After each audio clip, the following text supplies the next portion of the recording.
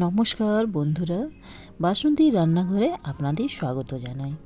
আজ আমি আপনাদের জন্য নিয়ে এসেছি একটি স্ন্যাক্স আইটেম, যেটা আপনার সন্ধ্যে চায়ের সঙ্গে কিংবা কেউ গেস্ট আসলে এটা আপনার সস দিয়ে অবশ্যই দিতে পারেন। খুবই সিম্পল এই রেসিপিটি। তো আসুন বন্ধুরা, আমরা জেনে নিই এই রেসিপিটি কীভাবে বানাবো। এখানে আমি নিয়ে নিয়েছি গাজর কুচি, বিটরুট কুচি, বাঁধাকপি কুচি। এখানে আমি নিয়েছি বাদাম, আলু সিদ্ধ করে ম্যাশ করে নিয়েছি, মটরশুঁটি নিয়ে নিয়েছি, আদা রসুন কুচি, ক্যাপসিকাম কুচি, লঙ্কা কুচি, আর এইখানে আমি নিয়ে নিয়েছি আদা রসুন বাটা। আর এখানে আমি নিয়ে নিয়েছি ব্রেড ক্রাম্বস। তো আসুন বন্ধুরা বানিয়ে নিই। কড়াতে দিয়ে দিয়েছি 2 চামচ তেল। সবথেকে প্রথমে আমি বাদামটা ভেজে নেব। বাদামটা আমি ক্রিস্পিভাবে ভেজে নিয়েছি। এখন বের করে নিয়ে এখানে আমি দিয়ে দিলাম আদা রসুন কুচি। আদা রসুন কুচিটা আমি একটু নাড়াচাড়া করে এখানে আমি দিয়ে দিলাম লঙ্কা কুচি। লঙ্কা কুচিটাকে একটু আদা রসুনের সঙ্গে ভেজে নিয়ে এখানে আমি দিয়ে দেব আদা রসুন আর লঙ্কা বাটাটাকে। এখন আমি মশলাটাকে একটু ভেজে নেব। 2 থেকে 3 মিনিট আমি ভেজে নিয়ে এখন এর মধ্যে আমি অ্যাড করব গাজর কুচি। গাজর কুচিটাকে একটু আমি 1 মিনিট ভেজে নিয়ে এর মধ্যে আমি দিয়ে দিলাম বাঁধাকপি কুচি। গাজর আর বাঁধাকপিটাকে একটু মিক্স করে এখন এর মধ্যে আমি দিয়ে দেবো বিটরুট কুচি। বিটরুট কুচি দিয়ে একটু নাড়াচাড়া করে এখন আমি এর মধ্যে দিয়ে দেবো ক্যাপসিকাম কুচি। ক্যাপসিকাম দিয়ে এর মধ্যে দিয়ে দিলাম 1 চামচ নুন আর 1 চামচ দিয়ে দিলাম হলুদ। নুন হলুদ দিয়ে সব ভেজিটেবল থেকে 10 থেকে 15 মিনিট ভেজে নেব। এখন আমি দিয়ে দিলাম এর মধ্যে কড়াইশুঁটি দিয়ে আমি 5 মিনিটের জন্য ঢাকনা দিয়ে দেবো, যাতে গাজর বাঁধাকপিগুলো ভালোভাবে সেদ্ধ হয়ে যায়।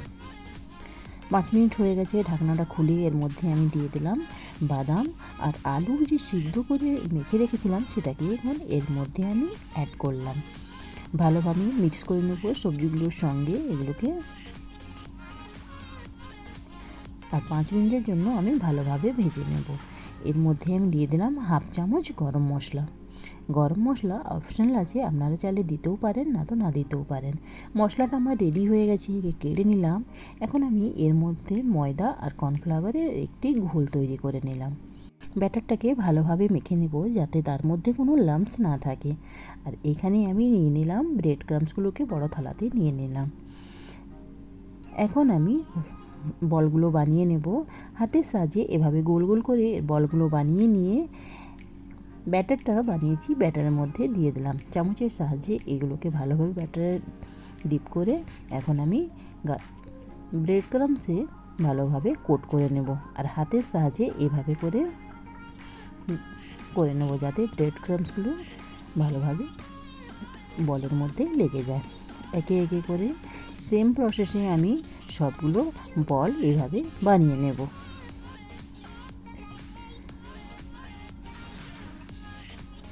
বানিয়ে নিয়ে ব্রেড ক্রাম্বসে এভাবে কোট করে নেব। একে একে করে সবগুলো বল এভাবে বানিয়ে নিয়েছি।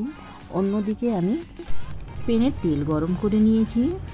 এখন আমি একটি একটি বল এর মধ্যে ফ্রাই করব। গ্যাসের ফ্লেমটাকে মিডিয়াম থেকে লো রাখবো।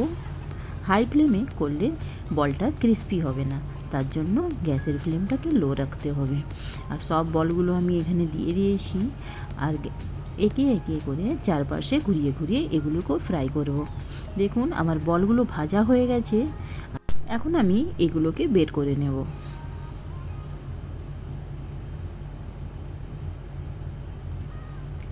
সব বলগুলো বেরিয়ে করে নিয়েছি। আর সেম প্রসেসে অন্য ব্যাচের ভেজ বলগুলোকে ফ্রাই করে নেব। সেম প্রসেসে ফ্রাই করব। এভাবে আমার এই বলগুলোকে ঘুরিয়ে ঘুরিয়ে ফ্রাই হয়ে গেছে। আর একটি প্লেটে এভাবে সার্ভ করব। দেখুন একদম ক্রিস্পি ভেজ বল রেডি হয়ে গেছে। চামচের সাহায্যে এভাবে করলে আপনি বুঝতে পারবেন এটা কত ক্রিস্পি হয়েছে। আর এগুলোকে চাটনি আর সস দিয়ে পরিবেশন করুন, না তো আপনি ধনেপাতা চাটনির সঙ্গেও এগুলোকে পরিবেশন করতে পারেন। খুবই সিম্পল আইটেম। আপনারা বিকেলের নাস্তা হিসাবে এই আইটেমটাকে অবশ্যই বানান। আর আমার চ্যানেলটাকে লাইক, কমেন্ট, সাবস্ক্রাইব অবশ্যই করুন।